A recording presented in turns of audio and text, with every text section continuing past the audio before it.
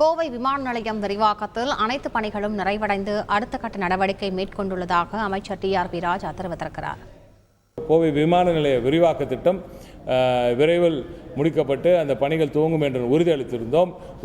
ஒரு வாரம் 10 நாளுக்கு முன்னாடியே நான் ட்வீட் கூட போட்டிருந்தேன். அதில் எல்லா பணிகளும் நிறைவடைந்து அடுத்த கட்டத்துக்கு நகர்த்தியிருக்கிறோம். இனி யூனியன் அதை சீக்கிரமாக எடுத்து நம்ம ஒன்றிய அரசு அது விரைவில் நடத்தி தர வேண்டியது அவர்களது பொறுப்பு.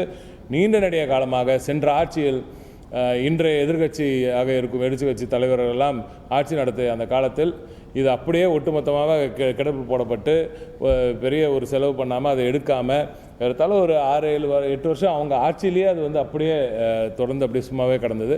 ஆனால் திராவிட நாயகன் அவர்களின் ஆட்சி வந்த பிறகு தான் இதுக்கான முழு நிதி ஒதுக்கப்பட்டு நிலங்கள் முழுமையாக எடுக்கப்பட்டு இப்போ அந்த பணி முடிவடைந்து தேர்தலில் இந்த சமீபத்தில் நடந்து முடிந்த தேர்தலில் கொடுத்த வாக்குறுதியை இப்பொழுது நாங்கள் காப்பாற்றிருக்கிறோம். செய்திகளை உடனுக்குடன் தெரிந்து கொள்ள உடனே சப்ஸ்கிரைப் பண்ணுங்க.